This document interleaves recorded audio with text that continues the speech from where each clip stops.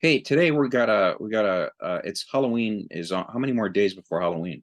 It's a week, but we're counting down, and this is part of the Vito Halloween Scary Story Special. So it doesn't matter how many days we have left. Doesn't matter. It's Every always day is a it's day always closer. this is known as where dreams come to die. Yes. So so I'm here with Steven Schoenberg, who's worked on over 200 movies.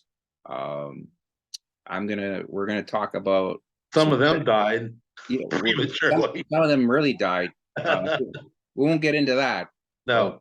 we'll get into some really scary shit. This guy makes Freddy Krueger uh look like a Boy Scout, and Freddy Krueger's he's not even a real guy. This guy's a Not real not guy. me. No, not you. I'm talking about Oh, okay. Roy DeMeo. Yes, yes. Roy. He made Freddy Krueger look like a Boy Scout for sure. He Yeah. was Nightmare on whatever street he was on there in Carnacy, New York.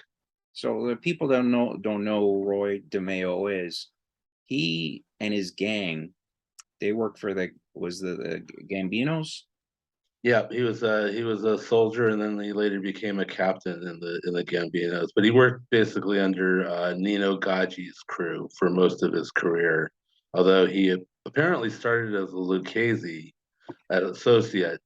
But He he was a very industrious business type when he started before he got around the bend, he and he had car lots and a lot of different little businesses. Most of them having to do with buying and selling cars or car parts. and a bit of pornography, 8 millimeter. This is a long time ago.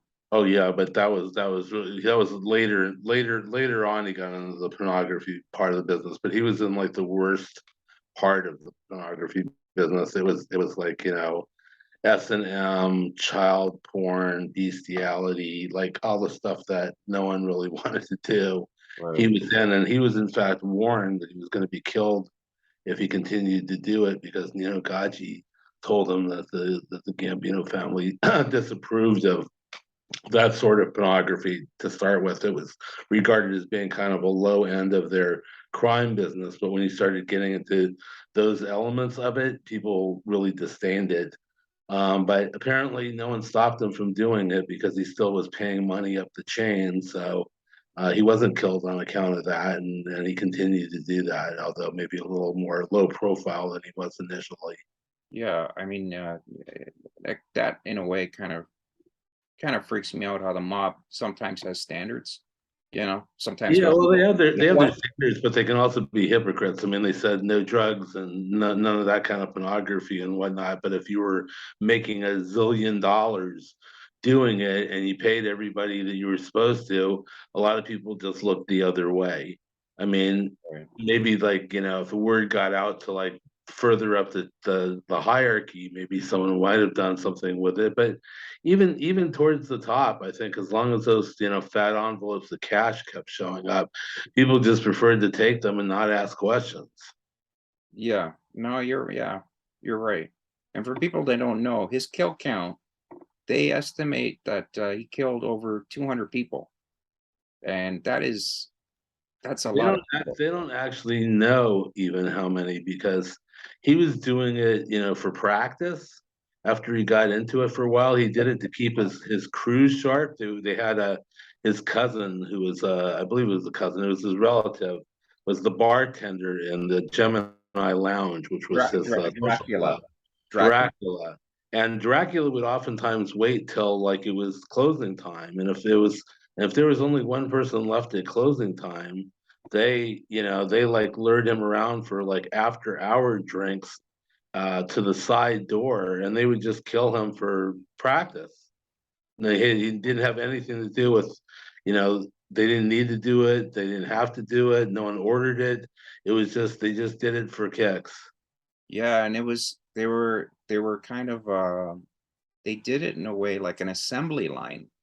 Yeah, it was the Gemini method. Like, usually Roy would shoot the person in the head, wrap a towel around him right away to staunch the blood flow. And then Chris Rosenberger, after he was killed, one of the other people in his crew, he Testa or Senna usually, you would stab the victim in the heart and then get him down to the floor, and they'd let him bleed out on this tarp they had on the like in the back in the side apartments, and then they drag him to the bathtub. I'm sorry, they wouldn't let him bleed out there. They would just stab him in the heart and then like get him to the floor and then drag him over to the bathtub and like hang him up and let him bleed out there. And then I went once that was done, then they take him back into the living room or whatever, or the kitchen of the apartment, which where they had tarps and all plastic and everything laid down there, and then they'd cut him into 6 parts, both arms, both legs, the head, and the torso. Then wrapped them in plastic, packed them in cardboard boxes, and Jeez. then they dropped them. The reason why no one knows what the body count is that they then dropped them at the garbage dumps in Brooklyn, which were so filled with a constant stream of trash from the population density that lived there that the bodies would just disappear under mounds of trash. And at one point, the police NYPD in Brooklyn actually tried to search one of the garbage dumps for bodies, and it was impossible. They couldn't do it. There was no way to get to it. It would just been too much work. So yeah, the earliest victims, were not done with that method. They were like, when he first started, they were mostly, his car business um, veered into more car robbery along with the garage work and everything else that they were doing. But wasn't it like stealing like they would steal cars and then ship them off to Yeah, yeah, another yeah. That country, was it. right? They stole cars, high-end cars, Mercedes, Jaguars, things of Lincolns, things of that nature that were wanted in the Middle East, usually Kuwait, I think was one of their in the United Arab Republics were one of their biggest markets, if not the biggest market. Yeah, they'd send them over there, and they didn't. The great part about that business was they didn't have to alter any paperwork or get rid of the VIN numbers or switch out anything. They just got rid of the license plates and put them on ships. I guess they had somebody they bribed down at the docks to just look the other way, and they'd send them out to these Arab countries, and no questions asked. They would just like sell them as used used high-end cars. That was extremely lucrative. In fact, many of the other families, asked Nino Gaggi and Roy DeMeo how they were doing it, and some of them wanted a piece of the action, and they were like, nice enough to like explain the process and everything. But they had it down because they had so many car thieves that were like that were working for them, and these cars would just disappear and they'd be on a ship before anybody knew it, and even almost before they were reported missing. um, and yeah, there was a huge volume of car theft. And yeah, that was one of their like the guy was an earner. And Huge earner. Also they got into drugs. They stole a lot of money from drugs, cocaine. Chris Rosenberg actually started his main associate, who later called himself Chris DeMeo. He was yeah, but a Chris Jew, Rosenberg was a Jewish kid yeah, he was a who, Jewish kid who was a who went, self-loathing Jew yes, who did not want to be Jewish, no, he right? wanted to be Italian. He wanted to be Italian. I don't blame the kid. So so But so he took Roy DeMeo's name, and he was, even though his name was Chris Rosenberg, people in the mob knew him as Chris DeMeo. And he started as a marijuana dealer. Actually, that's how they met. He was dealing out of gas stations and stuff like that, and around car part stores. And the other thing was that the Roy was a huge loan shark. That was another huge money earner. He was just a huge earner, loan sharking. So yeah, how he much do loan you think? sharked. How much do you think he would make a year for the mob? I have no idea, but I'm If just we're telling you. talking back in, this would have to be because he died in '83, right? So Yeah, this I would be in the believe. '70s. You're talking if this guy was bringing in $1 million a year a month, he must have brought in $1 million a month at least. I don't know the exact figures, but let's just put it this way. He was loan sharking to all these drug dealers with, that, so okay, that was one revenue stream. But he was making so much money that he took over a Brooklyn credit union and used it to launder money, and also talked the other like associates that were on the board into using the money from the loans, which mostly came from union members, for loan sharking to drug dealers. And then he also stole like a lot of the funds to just use for like for some of his other businesses, the car parts and other things. So yeah, But he had but he had so much money that he basically needed his own credit union. So that's what you're looking at. yeah, He had his own credit union. and this guy, he was, I believe that he was pure evil. You have to be to do what he did, Stephen. 200 people he It, massacred. it, oh, it started. I mean, he definitely ended that way. It was kind of a slow ramp up. I mean, then it just accelerated. I guess he just one of these people who just got a taste for something that was, that was illicit or perverse, and he never really had, been that way. But once he got into it, he found that he loved it, obviously. And And didn't other crime families, didn't they fear him? well, they did fear him, but they also used him. I mean, by the time that he was going full blown in his body, human body parts business. Other families, like there was some testimony by, I believe, one of the Lucchese's, and I think a Bonanno to the feds that they had been told that when they were to be getting rid of bodies that their families were just needed disposing of, that they would drive them into these auto, body shops in Queens or Brooklyn and leave them there, and he took care of that. So Jesus. he was in body disposal for maybe all five families because his methods were so efficient. I mean, he disappeared people basically. I mean, throwing them into the dumps like that, cutting them up and throwing them in the dumps like that, they were untraceable. Well, when he was one of his first jobs growing up was a butcher. Yeah, So he knew how to cut the ligaments out, and it was pretty graphic. I saw a couple documentaries about him, and it was creepy. Like yeah. he I guess you're more efficient when. I mean, obviously you could do that with with a hacksaws and things like that if you didn't know what you were doing, but you certainly would make it a lot more messy. But they were so efficient, with the drain them. He drained them out like he would an animal, hanging them upside down in the in the bathtubs and of blood, and then yeah, then he just whack them up real fast, and they'd pack them up and ship them out. Different cars taking different packages, and no one ever, people walked into the lounge there. Oh, he also murdered people that like, that came there to buy cars, apparently. what do you mean he murdered just the people coming to buy Yeah, cars? he would sell cars, not stolen cars, but just used cars. Like that was another like business that he had. People would come there, he'd advertise for cars, and they'd show up to like look at the car, and they go into the lounge there, and they never were seen again. Really? Plenty of them. And no one could really, pin it on him because it just seemed like, they didn't know what happened to those people. I mean, they left to go see the car, but they never came home to their families, and they didn't know really half the time they didn't know where they were going. And even if they did know where they were going, there was no evidence that they had ever gotten there.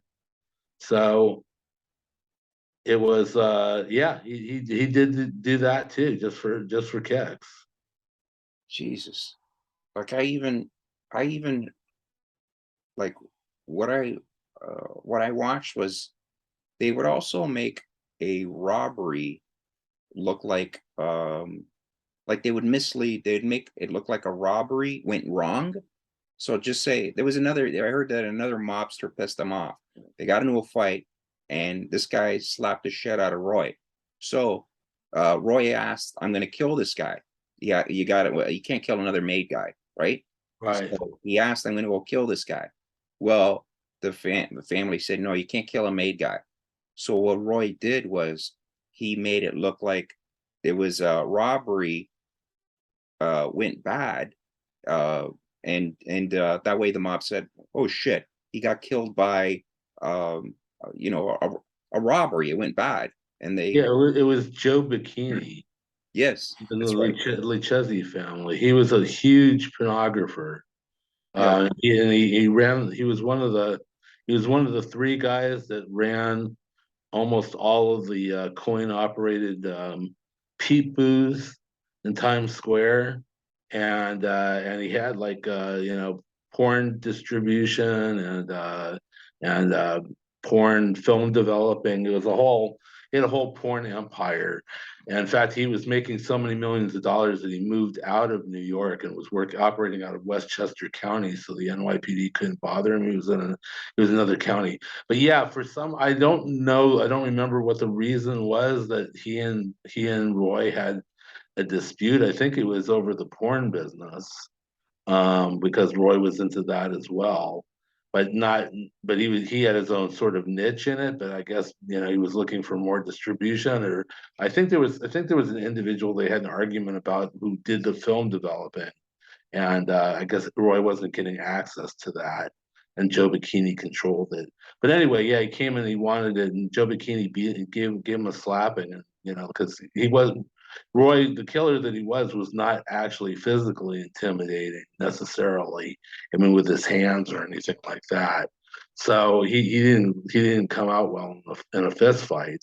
Neither one of those guys should have been doing that because they were obviously both made men. I don't believe he ever asked for permission. I think he just asked Nino Gaggi, his capo, what he should do. And Nino said, if you need to get rid of him, you got to make it look like it's like a robbery. So that's what they did. They went into his car business or something that he had out in Westchester County, and it made it look like he got robbed. It closed the business, and right. no one ever knew the difference. Yeah, yeah. It was pretty. This guy was cold calculating until he started doing a shitload of coke, and then he started. Well, it got crazy because they were out of control. I mean, they were out of control with the car thieving, obviously, and out of control with the drugs and out of control with the pornography. But Chris Rosenberg did this weird thing where he contacted people in the Cuban Yeah, yeah, Cuban coke cartel and got them to come up to New York with a lot of produce, and he killed them instead of paid them, and just stole their coke. and he told So them his name was. He said he told them their name, right? somehow they knew I don't remember the details of that exactly, but they knew who it was, and they told the Gambinos that it was going to be war if the guy who did that wasn't like given to them or killed by them, and then they had proof that he was dead. So Roy was forced to kill Chris, and he apparently like was very very hard for him to do that. He had like almost an emotional breakdown, according to his family members, at the leading days leading up to him having to kill Chris. But he eventually did because he was told Didn't if it wasn't Chris, it was going to be him. right, but didn't Roy screw up where he was so paranoid and he was doing so much coke that some poor young man, he was only I think 19 or 21 or something, young guy. He was selling vacuum cleaners, went to Roy's house. Roy thought it was the Cubans, Yeah. right? Well, And this is after Chris was dead. yeah, Roy actually thought that they were still after him, and he thought that sales college salesman was a Cuban hitman, right. and uh, and they chased him like all the way to like Long Island or something like that. The kid got away, and there was a huge car chase all the way to Long Island, and he finally like ran him down and murdered him, Yeah, only to find out later that he was like a completely he innocent was an innocent kid. person. Yeah, Yeah. it was awful. Like Yeah. like also there was a dealership one of his first jobs was, I think the cops found the kid's leg. There was a father who had a son. He was 21. The son was trying to help run the business. He went at it with Roy, and Roy, murdered him, chopped him up, and they found. See, Roy got a girl uh, to sucker the kid into a hotel or something, like got a hooker or something, She and wasn't a hooker, but she was just sort of this like loose chick. But yeah, this is the very beginning of yeah, what this is Roy's right in killing the beginning. spree. But Actually, they found a leg. They found the kid's leg. somebody that was walking their dog. Yeah, but that was before he cut people up like cleanly, and before he learned how to dispose of bodies. What had was kid the kid's name was Katz.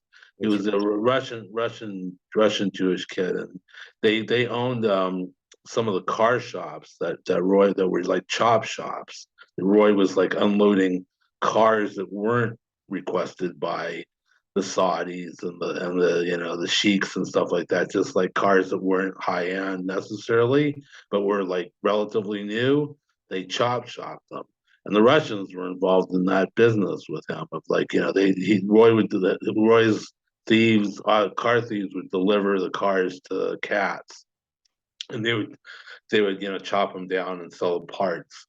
And there was some dispute about money or something like that, and what happened is, yeah, he decided to eliminate cats Well, he and got tortured a the kid. girl.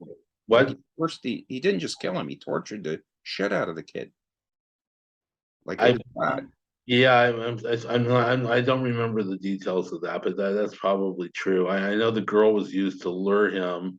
I think it was just in a car or something. They were going to have like a car date, and then they like sprung on him when they were like on Lovers Lane somewhere, and yeah, they did torture him or cut him up or whatever, and then they took him to a supermarket, I believe. They broke into a supermarket, or they had a way into a supermarket, the butcher's department of a supermarket, and they crushed his head in an anvil, sort of like Yeah. something that the Chicago outfit would do or whatever, and then chopped him up with all the like professional like saws and things that they had there, and they had him in like who knows how many pieces. They like wrapped him up, and then but they just put him in the dumpster behind the supermarket, and somebody must have been pulling those bags out or something to like dumpster dive. And what happened is like eventually like some of the body parts ended up on the ground, and a passerby who was just walking his dog saw a leg and called the cops, and then they finally figured out it was cats because of dental records. So, but it was unrecognizable. I Yeah. mean, Like I'm amazed that there were any teeth left after they did all that, but apparently there were, and that's yeah, but they still they didn't know who did it. I mean, they knew that he was talking about Roy DeMeo, but they couldn't. There wasn't any evidence that they could really pin on him. But how bold is that to like to break into like a supermarket and use their butcher department to like cut somebody up after hours? I think, well, in this day and age, I think you could get away with this day and age, you can't get away with the stuff that he did. There's no way. No, cameras and Like alarm cameras. systems and I'm sure there was a guy at the supermarket. security guards. You pay somebody off, whatever. It was a different time. But it's absolutely terrifying. Like the when I was watching these documentaries about him, Steven, this guy gave me the like just scared the shit out of me. I was like, this guy's scary. Well, Same. I that's why saw he's on the Halloween special because I because saw I saw the where Sammy the Bull had to do a little bit of business with him or something about the cars. yeah, they went Sammy and Louis de Melita went to like see him about stealing cars and getting into the business of selling them to the Arabs, because it seemed like it was just like easy money. Right. And so they met him and Nino Gaggi at some restaurant, Brooklyn. It was like a Greek restaurant or something like that in the back room. And there were all these old people there that didn't even speak English. They all like were talking Greek. So it was like a perfect place to just have a business sit down for the mafia.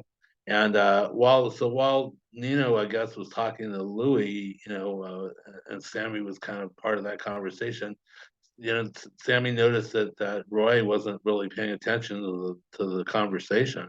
He was just looking at all the like old people that were sitting there talking. And so Sammy asked him if he just was tired of cars, was just bored about people talking about cars. And Roy said no, he was thinking about, if he had, you know, uh, semi-automatic handguns with him, he could kill all the people that they were in the room with in like, under a minute. And Sammy said something to the effect of, well, yeah, they'd probably half of them are so old, they'd probably die of shock or have a heart attack on the spot. I guess that wouldn't be a big problem. Yeah, But but when he came out of the meeting, he told Louis Melito, this guy's a whack job. yeah, You hear what we were talking about? He said, if we do any business with them, him, Nino, whatever, in the future, we have to be on our toes and prepared for anything because who knows what this guy thinks. yeah. He spooked out Sammy the Bull. Yeah, Like yeah, that's that something. that's something. Like Yeah, that he had he had goosebumps. Yeah, he was yeah, like, like but he, the guy is just, I mean, the guy is something like, if there is a hell, there is a place for him there. I mean, what an evil, just the stuff he did. And his crew was, I'm trying to find Dracula's name. His name was Anthony Gillespie, was Dracula. And you know what? Gillespie? He this Gaggi, No, that's Nino Gaggi. Anthony Gaggi is Yeah, that's Dracula, Anthony right? Anthony Nino Gaggi. That was his capo. That wasn't Dracula. Who was Dracula then? One of his crew members. Uh Dracula. Joe Guglielmo. I don't know how to pronounce that. Guglielmo. Guglielmo. Guglielmo or something. I don't know. I'm Joe Italian. I don't Guglielmo. even know how to say it. But Yeah, he, well, he, Italian. all the crew guys, either they died, like Christopher, he died. Roy got found in the back of his car in 1983. Yeah. But Dracula disappeared. You know that? Yeah, he disappeared and they thought maybe he went back to like Italy or Romania or somewhere, where he could continue killing people and pouring. Vlad the Someone, Impaler. someone, I forget who it was. I actually read an account of someone that said that they ran into him in a bar. I think it was in Romania. And like decade later, he was still working as a bartender. Are you shitting me? No, I'm not. I Trying to give me can't. the creeps? No, I can't remember who it was, but it gave them the creeps because it was like he was in like a hotel bar or something like that, and they were like there on business, and they knew him from like the Brooklyn days, and it was him. They talked to him, and Oh, he told this them is to like just a he told Stephen it. King novel. I don't know. He just told them to keep it on the down low because he was like still hiding out from the law, and they did, but like years later, I think they put it in the 302 when they flipped like back in at the end of the 90s or the turn of the century or whatever, and then it was in one of those testimonies. I can't remember who it was, but the reason why we know a lot about the crew, I mean, from the people that survived, I mean, but one of them was Dom Montiglio, who was Nino Gaggi's nephew. Um, he was like a sniper in Vietnam, Right. and Nino got him to be like his bag man, and he was actually tasked with collecting money every week or sometimes twice a week from Roy and his crew at the Gemini Lounge. So he would go there for drinks and like meet them and they would talk and he'd socialize with them. But he said he had no idea what was going on when he first started. And then the more he found out, the less he wanted to know. And Well, yeah, of course, man. This you guy, know, what? So in to close it out, like, what was his demise? well, they needed to get rid of him because they were afraid that he was, by that this was after Carlo Gambino died, and Paul Castellano became the boss. Um, and Nino was getting into some trouble, I think, on the loan sharking. The feds were starting to tighten the noose on him, and I think Paul thought that Roy just knew too much and had done too much, and was, that at some point he was going to get like swept up, by the feds or by NYPD or whatever, and turn evidence on him. Yeah. So they got some of his crew. I think it was Joe Testa and Anthony Center. I believe were the two guys. They always, your friends always kill you. So they got them to, like, to murder him and put him in the trunk where he was found frozen, and then they were transferred to the Lucchese's. So they actually, I think they eventually went to jail for other things, but Oh, not yeah. for those murders or whatever, or they pled out. I'm not sure what transpired with them, but they survived his crew and went on to another family. Jeez. Do you ever think there'll be another Roy? I mean, probably not in the New York mafia, because their business model now is to, like, really get away from that kind of bad publicity and things. I mean, they want to just make money on the quiet. It's all the bodies, I mean, that were dropping, and people disappearing and everything else. Homicides are like forever. So, it's like, if you're like want to just do your, criminal thing, it's just like it's almost bad business to be indulging in those kind of homicides. It just attracts too much attention.